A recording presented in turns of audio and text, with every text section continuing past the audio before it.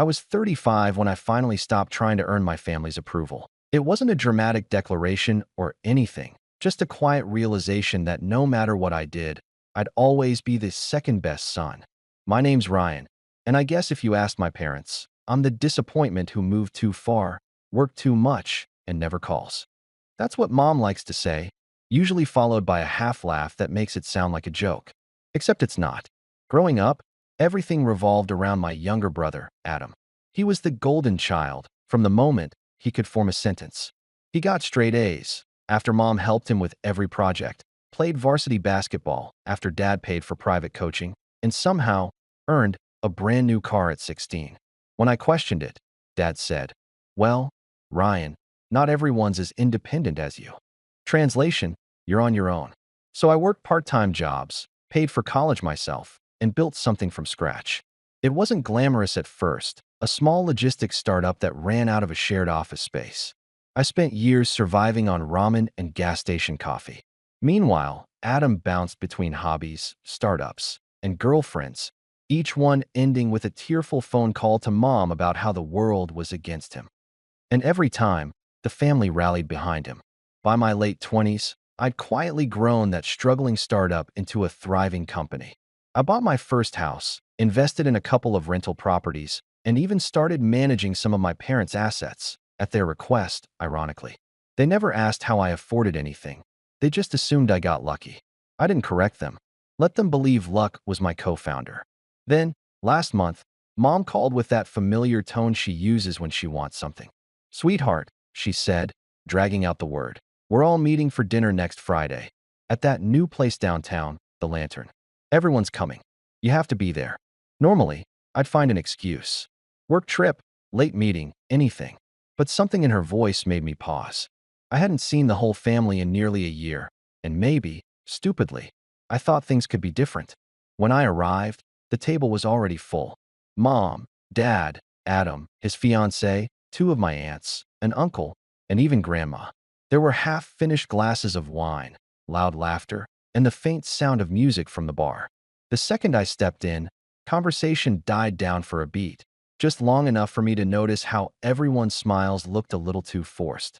"Ryan, you made it." Mom stood up, air-kissing me like we were strangers at a charity gala.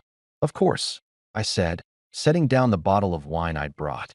"Wouldn't miss it." Adam leaned back in his chair, smirking. "Fancy seeing you here, big shot. Didn't think you remembered where we eat." "Nice to see you too," I said evenly, taking a seat. Dinner started pleasantly enough, though the conversation was one-sided. They asked Adam about his new venture, a podcast about financial freedom for creatives. Mom called it visionary. Dad said, "He's got that entrepreneurial spirit, just like his brother." The difference was, I'd actually done it. When the food arrived, Dad raised his glass. "To family," he said, "even if some of us forget where we came from." Everyone laughed.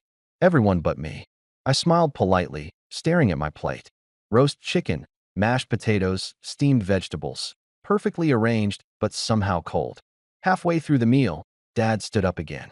His face was flushed, either from the wine or the attention he clearly enjoyed. All right," he said, waving a hand. "Let's make this a night to remember." He looked around the table like he was about to announce a surprise engagement. Mom clasped her hands dramatically, like she'd been waiting for this moment. "Your mother and I have been thinking," Dad began, his tone heavy with self-importance. "We're not getting any younger, and we want to make sure everything's taken care of when we're gone." Adam straightened up, his grin widening. Grandma frowned slightly, as if she already knew what was coming. "So," Dad continued, "we've decided to leave everything.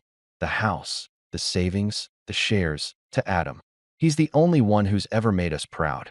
The room fell silent for half a second, then erupted.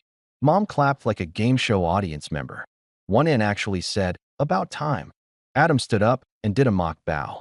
I sat there, fork in hand, pulse steady. Not angry, not sad, just numb. Dad looked at me expectantly.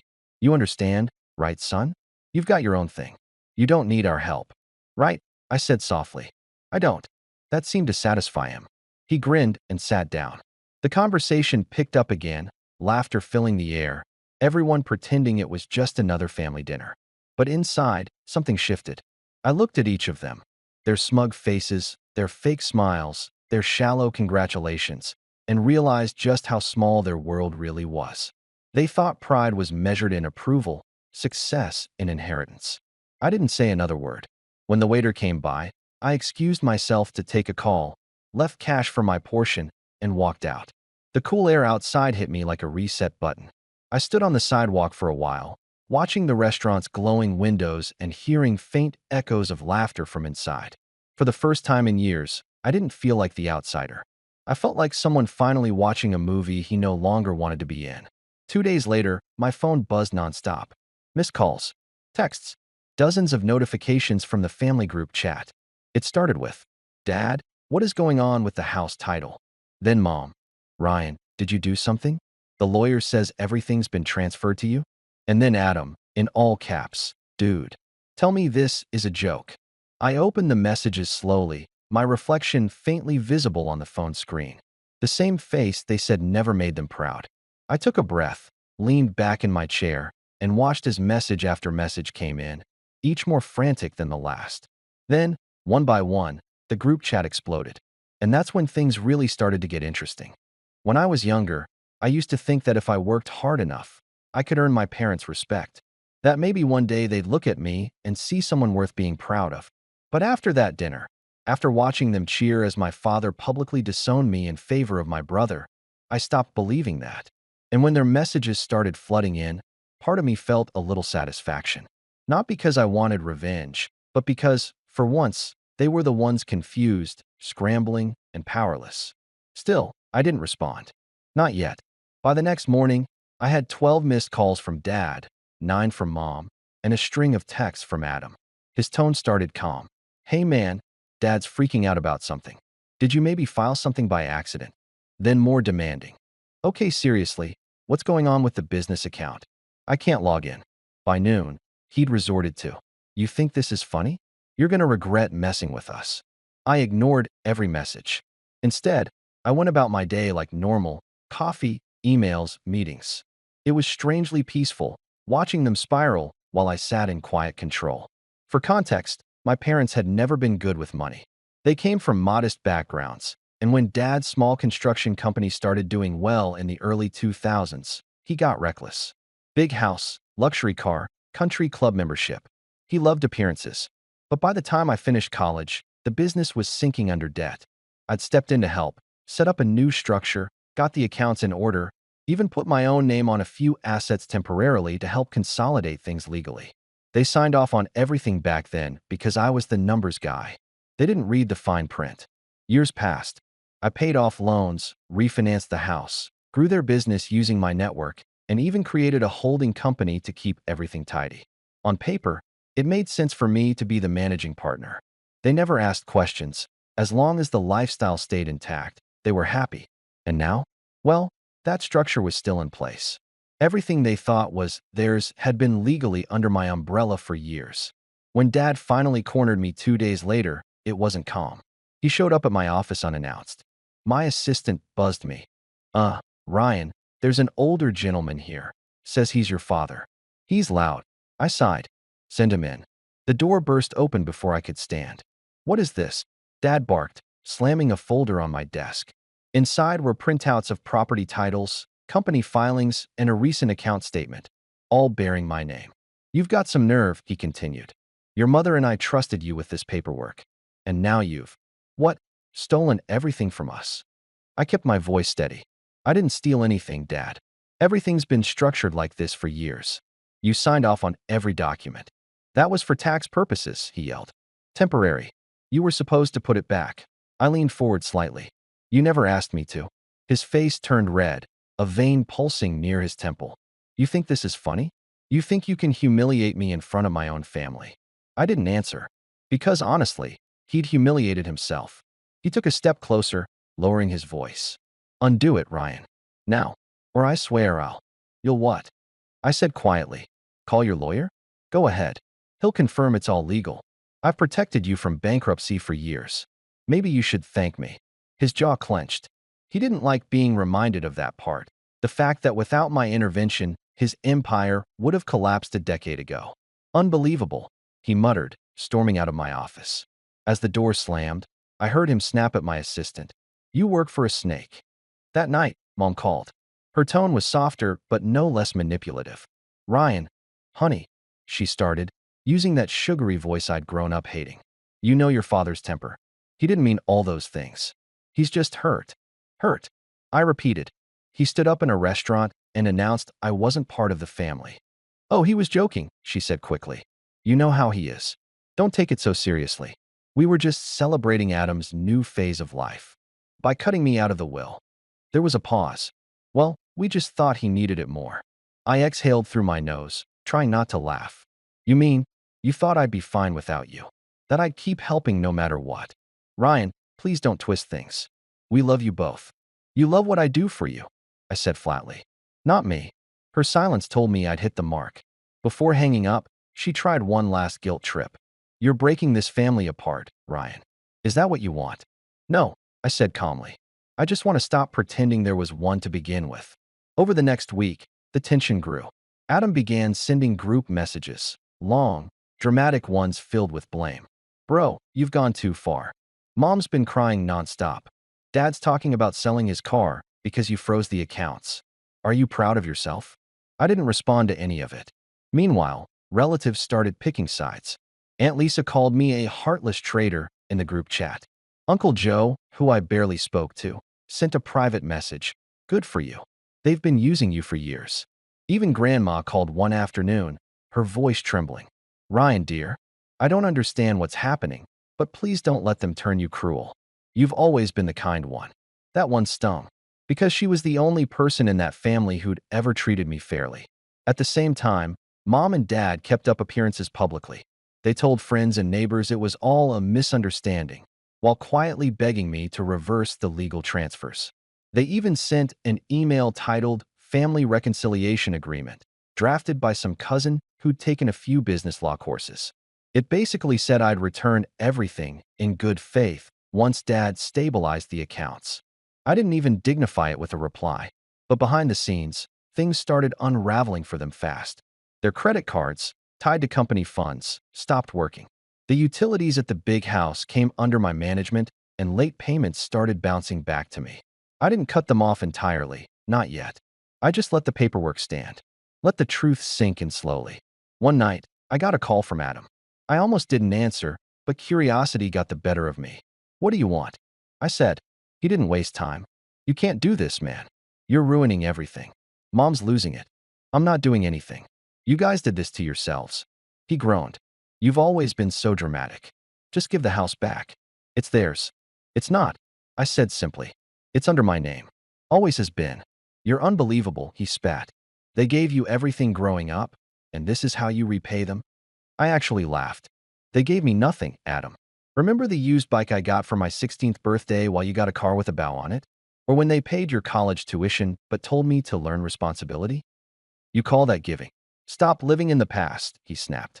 "They chose me because I care about this family. You just care about control." "Control?" I said quietly. "You mean boundaries." There was a long silence before he said, "You think you're so much better than everyone. Well, guess what? You're not." Then he hung up. I stared at the screen, half smiling. Because if there's one thing people like my brother can't stand, it's losing power. Over the next few days, Mom tried new tactics. She sent photos of the family, old ones, from when we were kids, captioned with things like, "Remember when we were happy?" Then she switched to emotional manipulation. "We might lose the house, Ryan. Your father's health isn't good. Is this what you want?" She even called my office pretending to be a client just to get me on the line. When I picked up and realized it was her, she whispered, "You're killing us, sweetheart." It was exhausting, the way they twisted everything into guilt. But it also reaffirmed something. They didn't want reconciliation, they wanted compliance. Then, about a week later, Dad sent one final message. "If you don't fix this by Monday, I'll make sure everyone knows what kind of son you are." That was the moment I knew it was going to get ugly. Because he didn't realize, I was just getting started. Sunday night, I got an unexpected knock at my door. Not a text, not a call, an actual knock. The kind that makes you pause mid-step because something about it feels deliberate. I looked through the peephole and saw my parents standing there. Mom held a folder against her chest like a shield. Dad had that same scowl he used to wear when he'd catch me talking back as a teenager. I considered not opening the door, but part of me wanted to see just how far they were willing to go. I unlocked it slowly. You could have called. Mom forced a smile that didn't reach her eyes. We thought it'd be better to talk face to face, honey. Dad brushed past her and stepped into the house without waiting for permission. Enough games, Ryan. Sit down. It was surreal, standing in my own living room, being ordered around like a child again. I stayed standing. He dropped a stack of papers on my coffee table. We talked to our lawyer. We know what you did. What I did? I asked, my tone calm. You transferred everything under your name, he said, his voice rising. You've been plotting this for years. I almost laughed at that. Plotting? You mean managing the assets you begged me to stabilize? Mom quickly jumped in, trying to play mediator. Ryan, please. We know things got complicated, but we can fix this. Just sign the reversal paperwork. We'll make sure everyone knows it was all just a misunderstanding. Everyone. I repeated. You mean your friends? The same ones you've been lying to about how well Adam's business is doing. Her face tightened, but she didn't deny it. Dad stepped closer. Enough. You're not smarter than me, son. You think some fancy lawyer is going to save you when you're stealing from your own parents? I'm not stealing, I said quietly. I'm protecting what's mine. What I built. What you handed me to clean up after you nearly ruined it. His nostrils flared. You ungrateful. Mom cut him off. Harold. Then she turned back to me. Ryan, listen to me. You've made your point, all right? You've embarrassed us. You've scared us. Congratulations. You win. Now please, just give it back. There it was again. Give it back. As if I'd taken something that was rightfully theirs. I shook my head slowly. No. Dad's voice turned cold. Then I hope you're ready for what comes next. They left soon after, but not before Dad muttered something about making me pay. I didn't take it seriously, at least not until the next morning. When I woke up, my phone was blowing up with notifications again, but this time, they weren't from family. They were from clients. Emails. Dozens of them. Subject lines like urgent, contract termination, and concerns about company reputation. My heart dropped. I opened one. It was from a longtime partner who'd worked with my firm for years. Ryan, I received troubling information this morning about alleged financial misconduct tied to your name and your company. Until we get clarity, we're suspending all collaboration. I opened another. Same tone. Same vague accusation. By the fifth one, I realized what had happened. They'd gone public.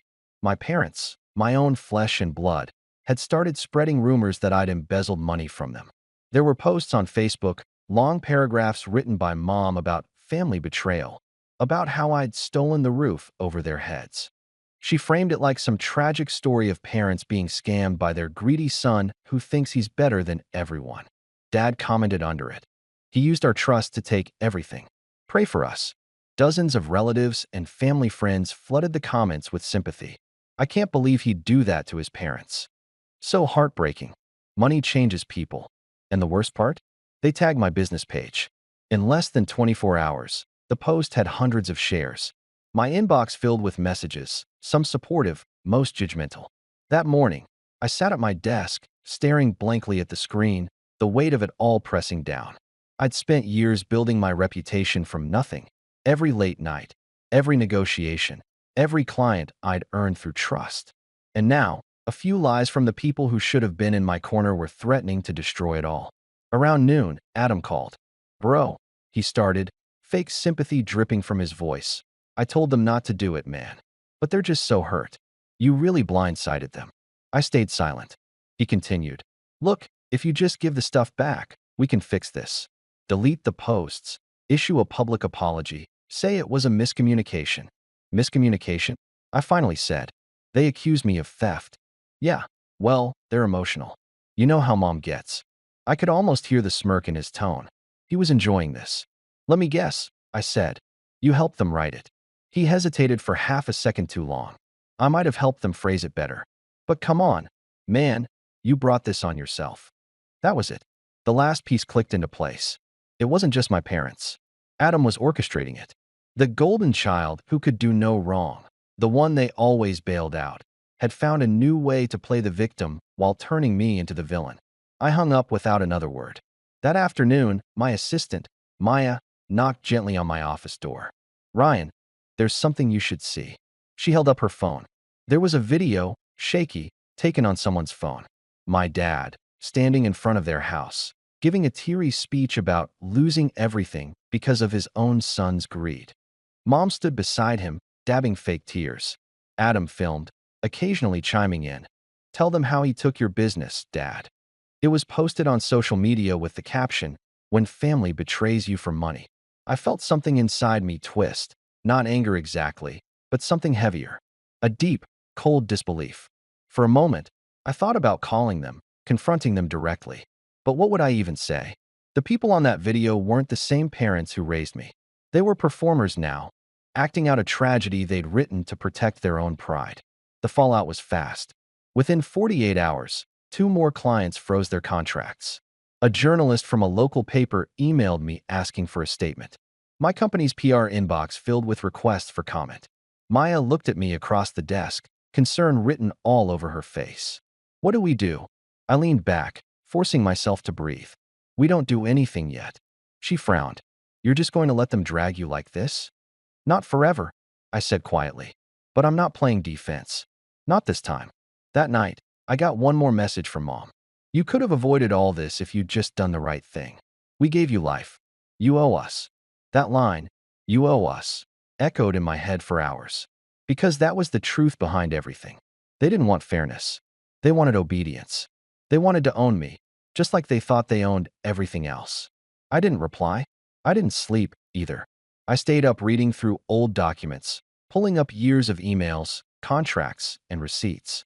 Every favor I'd done, every debt I'd covered, every legal signature they'd scribbled without bothering to read. And by morning, I realized something that made my pulse quicken. In their rush to smear my name, they'd made a mistake, a big one. The kind that could flip everything in my favor. Because while they'd been too busy posting their little sob story, they'd publicly admitted to details that proved they'd known about every single transfer all along. And that was my leverage. But I didn't move on it yet. Not immediately.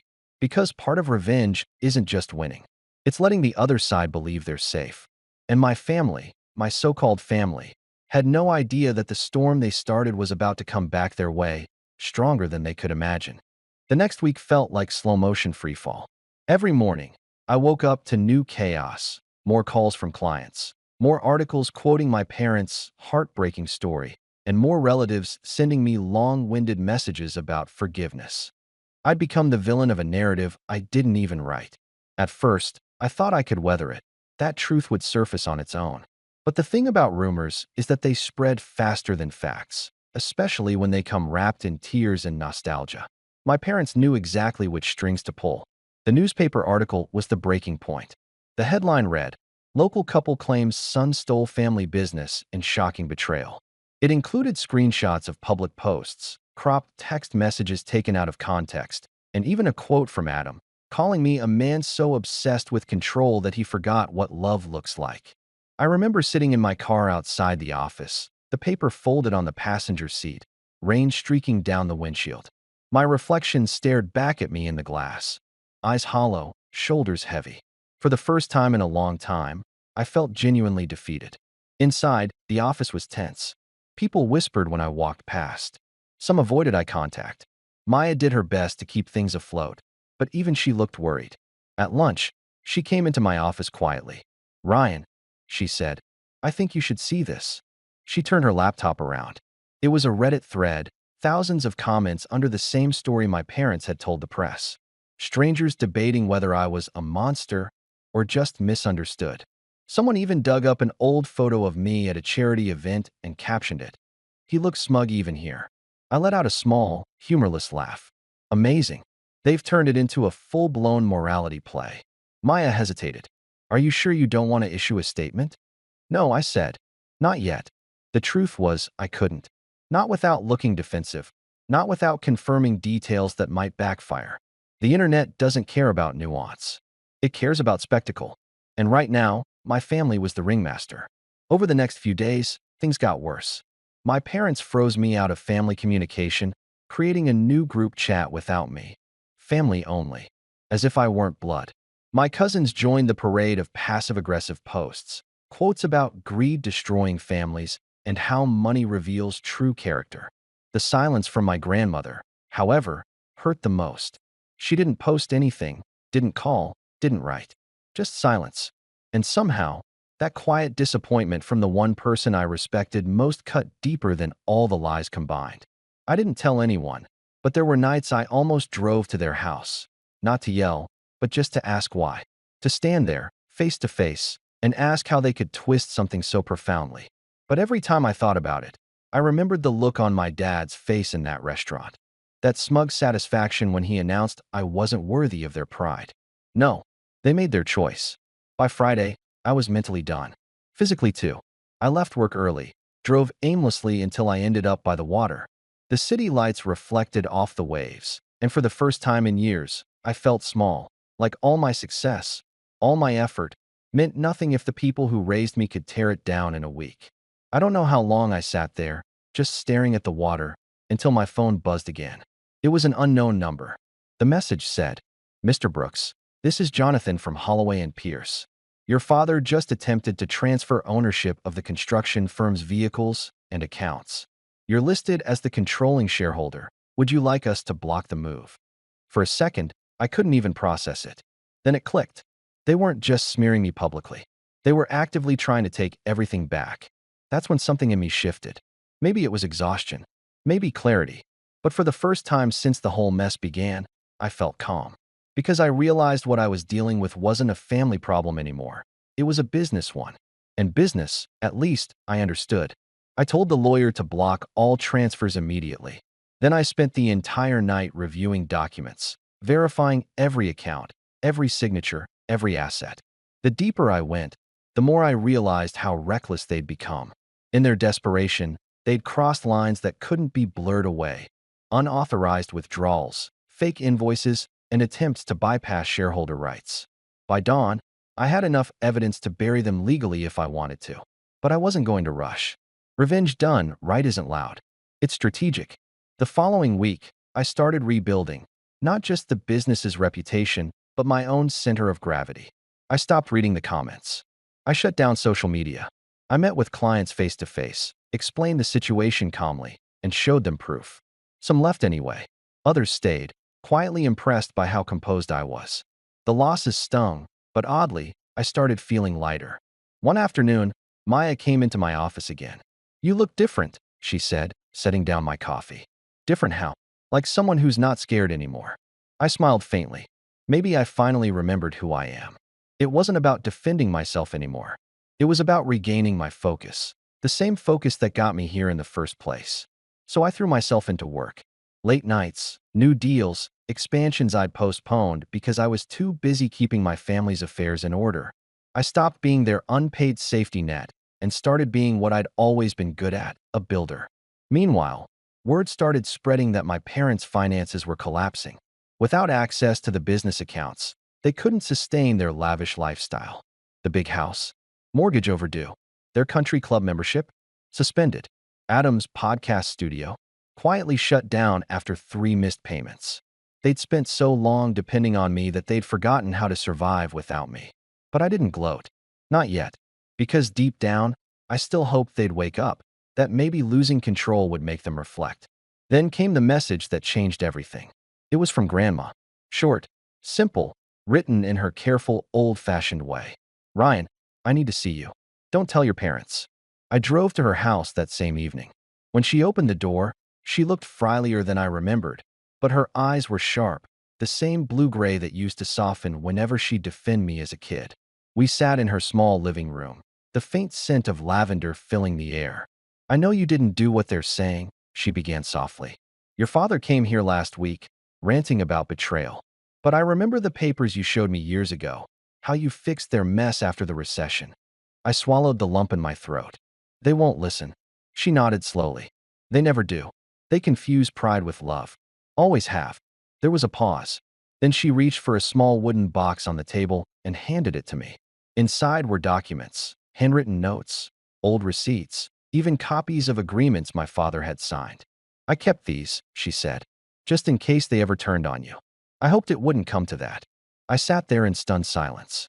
"Why would you keep them?" Her eyes glistened. Because I knew one day you'd need proof that you were the honest one. Something cracked inside me then. Not anger, not bitterness, just relief. For the first time, someone believed me without needing an explanation. As I drove home that night, the box on the passenger seat, I felt something I hadn't felt in weeks. Purpose. Because now I wasn't just surviving. I had leverage. I didn't plan to use it immediately. I wanted them to stew in their self-made chaos a little longer. But I started laying quiet groundwork, meeting with attorneys, restructuring ownership papers so no one could ever touch them again, transferring digital records into secure storage. Every step I took was silent, deliberate, methodical. And all the while, my family kept spiraling publicly, arguing in comment sections, contradicting themselves, revealing more than they realized. One night, I got another call from Adam. This time, his tone was shaky, less arrogant. "Mom and Dad are losing it, man," he said. "They're blaming each other. The bills are piling up. Can't you just, I don't know, fix this?" I let the silence stretch for a few seconds before saying, "I already did. You just didn't like how." He exhaled sharply. "You're really going to let your own parents fall apart?" "I didn't let them fall," I said quietly. "They jumped." For once, he didn't have a comeback. When the call ended, I sat back and looked around my office. It felt different now, not like a battlefield, but like a fortress. I'd hit rock bottom. They'd taken everything they could, my reputation, my peace, my name, and yet I was still standing. Stronger, sharper, colder maybe, but focused. And deep down, I knew this wasn't the end. Because my parents thought they'd humiliated me.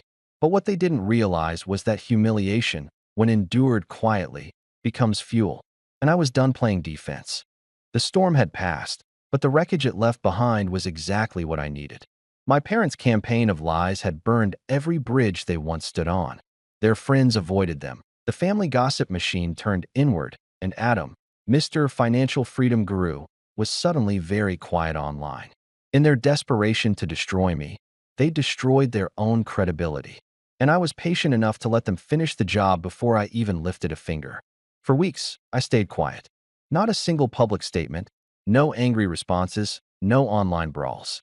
Just silence. People mistook it for guilt, but really, it was strategy. Because while they ranted and cried for attention, I was working behind the scenes with my attorney, building something far more permanent than a rebuttal post. My grandmother's box of papers turned out to be a gold mine, literally and legally. Among the notes were signed letters acknowledging every temporary transfer of property and assets to my name. They even thanked me for personally guaranteeing family stability. That phrasing? My lawyer nearly smiled when he saw it. "This isn't just protection, Ryan," he said. "It's admission." He was right. My parents had unknowingly written their own confession years ago. But I wasn't looking to sue them. Not yet. I wanted something cleaner, something poetic. So I waited until their finances reached critical failure. The mortgage company had started foreclosure proceedings. Their credit cards were maxed out. Adam's lease on his apartment had expired, and he was crashing at their house, posting motivational quotes about tough times building strong people. The irony was almost too much. Then, one Friday morning, my lawyer called. "Ryan, just confirming, you still hold the master deed on the house, correct?" "Correct," I said, sipping my coffee. "And the grace period on their payments ended last week." "Also correct." He paused. "Then technically, you're within your rights to initiate repossession." I looked out my window, the city stretching beneath me in quiet rhythm. "Let's do it." He hesitated. "You sure? This will get messy." "It's already messy," I said. "Let's just make it official." Within 48 hours, legal notices were issued.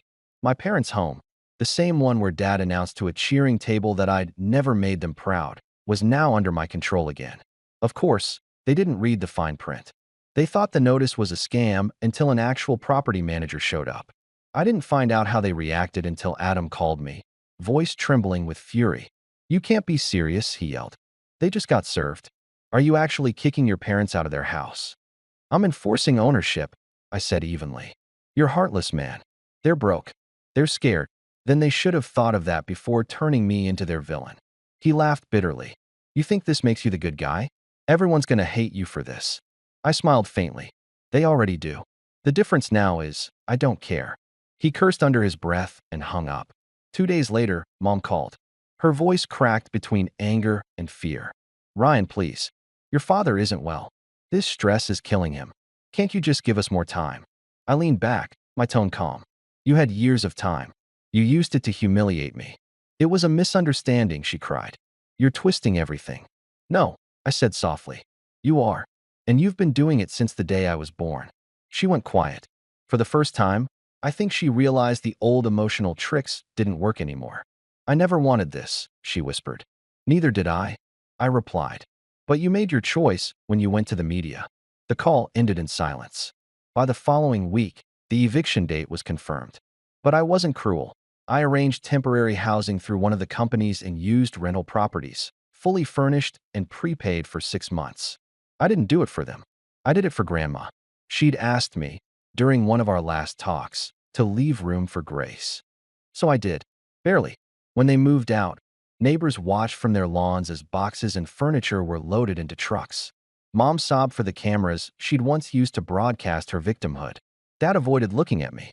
And Adam, standing near the curb, muttered something under his breath that I didn't catch. Probably another excuse, another attempt to make me the villain in his story. I didn't speak to them, didn't gloat, just signed the final transfer forms and handed the manager the keys. That night, I walked through the empty house alone. The echo of my footsteps filled rooms that used to hold laughter, tension, and so many arguments I'd tried to forget. There were faint marks on the wall where family photos once hung, smiling faces that looked so different from the people they'd become. I stood in the dining room for a long time, staring at the spot where Dad had made his little announcement. It felt poetic in a way, standing there now, the legal owner of the same home where they'd publicly decided I wasn't worthy. For the first time, I didn't feel bitter. I just felt done. But revenge, as satisfying as it was, still wasn't complete. Because even though I now owned everything, the world still thought I was the thief. My parents' lies had lived rent-free in people's minds for months. And I wasn't about to let that stand. So I called a journalist. Not one of the gossip chasers who'd published the smear. No, this was an investigative reporter I'd worked with before on charity projects. I told him I had documents, real ones, and that I was finally ready to share my side. He hesitated at first, worried about the family angle. But once I sent him the proof, legal filings, signed acknowledgments, digital audit trails, his tone changed. This isn't a rebuttal, he said. This is a dismantling. The article dropped a week later. Son accused of stealing family business provides evidence of decade-long mismanagement and forged records. It went viral in hours. Not because of my name, but because it was such a complete reversal of the story everyone thought they knew. Screenshots of my parents' contradictions spread everywhere. One post they'd made claimed they never gave permission. Another admitted, we trusted him to manage things. Commenters pieced together their inconsistencies like detectives. Within a day, sympathy turned to shock. Within 2, it turned to ridicule. The same people who once called me a heartless son were now commenting things like, so they lied about everything, and imagine raising a kid who saves your finances and then framing him for it. Even Adam's fans on his podcast page turned on him, flooding his posts with clown emojis and calling him out for enabling the smear. I didn't post a single word. I didn't need to. The truth did all the talking for me. A week later, I got one final call from Grandma. I saw the article, she said, voice soft but steady. You did what you had to do. I didn't want to hurt them, I admitted. I just wanted them to stop hurting me. They'll never understand, she said. But now the world does. And maybe that's enough. She paused. Ryan, promise me one thing. What's that? Don't let this make you bitter. Some people stay blind their whole lives. You just finally stopped living in the dark with them. Her words stayed with me. Because even though I'd won, legally, financially, publicly, it didn't feel like victory. It felt like closure. And in that quiet, steady moment, I realized revenge isn't about destruction. It's about liberation. Still, there was one last thing left to do. Something that would finally put everything to rest and maybe, just maybe, make them see exactly what they'd lost. Fallout came slower than I expected. Not the explosive kind that tears through everything at once, but the quieter, more humiliating kind that drags people down day by day, until they have nothing left but the echo of their own choices. After the article went viral, my parents disappeared from social media entirely. The Facebook posts were deleted, The videos vanished, and the family friends who used to comment, "So proud of you too," stopped calling altogether. Their silence wasn't loyalty, it was self-preservation. Nobody wanted to be associated with a scandal that had flipped so publicly. Adam tried to hold out longer. He posted a half-hearted video on his podcast page titled "The Truth About My Brother." He talked about misunderstandings, about family disagreements blown out of proportion. He didn't mention the forged transfers, or the lies, or the fact that he'd been part of the smear campaign. But the damage was already done. The comments were merciless. "So, no apology? Didn't you help your parents post the fake story? Bro, the receipts are out there. Just stop." Within a week, he took the video down. The next time I checked, his channel was gone entirely. I didn't celebrate. I just watched. Watched how the people who'd laughed at me across that dinner table now lived under the shadow of their own humiliation. Watched the way karma moved. Not in anger, but in quiet precision. The house I'd repossessed was still technically mine, though I hadn't decided what to do with it yet. Part of me wanted to sell it, just to close the chapter. Another part wanted to let it sit empty, a hollow monument to everything that went wrong. But fate had a different idea. One afternoon, I got a call from the property manager. "Hey, Mr. Brooks," he said cautiously, "you should probably come down here." When I arrived, a small moving truck was parked out front. Mom and Dad stood by the curb, arguing in low, frantic tones. Adam was there too, pacing with his phone pressed to his ear. They looked smaller somehow, like the years of control and confidence had melted off them. The manager pulled me aside. "They're trying to move back in," he whispered. "Said you gave them permission." I looked over at them. My mother noticed me first. Her face softened, the way it always did when she was about to manipulate. "Ryan," she called, walking toward me. "Thank God you're here. We've had nowhere to go. The rental's lease ended, and the landlord, well, you know how people are once they read things online." Dad stood behind her, eyes full of restrained anger. "You've made your point," he said flatly. "Now be a man and give this family back their home." I took a slow breath. "This isn't your home anymore." Mom blinked. "Don't say that." "You said it first," I replied. "That night at the restaurant, remember? You told everyone I wasn't part of the family. You laughed while they clapped." Her lips trembled. "That was a mistake." "No," I interrupted. "It was the most honest thing you've ever said." Dad took a step forward. "Watch your tone." I met his glare evenly. "Or what? You'll post another video? Call the police? Go ahead. I'll show them the paperwork." For once, he had no comeback. Adam finally chimed in. "Come on, man. We're all tired. Can't we just move on?" "Move on?" I repeated. "You mean forget? Pretend none of it happened?" He shrugged helplessly. "What do you want, Ryan? For us to crawl? To beg?" I didn't answer right away, because part of me wanted exactly that. I wanted them to understand what it felt like to be humiliated, betrayed, dismissed. But another part of me, the tired, quiet part, knew that no apology would ever feel enough. Some debts can't be paid back with words. I turned to the manager. "Let them grab their things. But once they're done, I want the locks changed." Mom gasped softly. "Ryan, please." I didn't look at her. "You have 1 hour." When I walked away, she called after me, voice breaking. "We're still your parents." I stopped but didn't turn around. "You stopped being that the day you turned me into a headline." That was the last thing I ever said to them face to face. Over the following months, I heard bits and pieces through distant relatives. They'd moved into a small rental outside the city. Dad tried consulting again, but nobody wanted to hire him after the public fiasco. Mom picked up part-time work at a local boutique, pretending it was just for fun. Adam vanished into gig work, driving, freelancing, anything that paid the bills. It wasn't revenge anymore. It was consequence. And while they struggled to rebuild a fraction of the image they destroyed, I kept growing. My company expanded into new regions. Clients who had doubted me came back, impressed by how I'd handled the chaos with silence and professionalism. For every lie they told, I'd built something lasting. One evening, months later, I got another letter in the mail. No return address, but I recognized the handwriting instantly, Mom's looping cursive. Inside was a single sheet of paper. "Ryan, I don't expect forgiveness. Your father and I are ashamed of what we did. We let pride ruin everything. We see that now. We're sorry, not for losing what we had, but for losing you. If you ever find it in your heart to visit, the door will always be open. Love, Mom." I read it twice. then folded it neatly and placed it back in the envelope. I didn't throw it away, but I didn't reply either. Some things are better left in silence. Weeks passed. Life found rhythm again. I focused on work, spent weekends with people who actually cared about me, friends who never once questioned my worth. For the first time, I wasn't living to prove anything. I was just living. One Saturday morning, I drove out to see Grandma. Her health had declined a bit, but she still had that same spark in her eyes. She was sitting on the porch when I arrived, a blanket over her knees and tea steaming beside her. "I heard about the letter," she said softly. "Are you going to see them?" I shook my head. "No, I think we're done, Grandma." She nodded slowly. Sometimes letting go is the only revenge that lasts. We sat together in silence for a while, watching the sky turn gold. Then she looked at me and smiled faintly.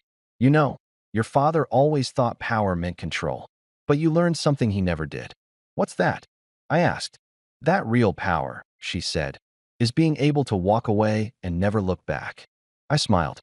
"Maybe that's the lesson I needed all along." She chuckled softly. "You always were the strong one, Ryan. They just couldn't see it." That night, as I drove home, the city lights shimmered on the horizon, the same skyline I used to look at when I was broke and determined to make something of myself. Except this time, there was no hunger, no resentment, just peace.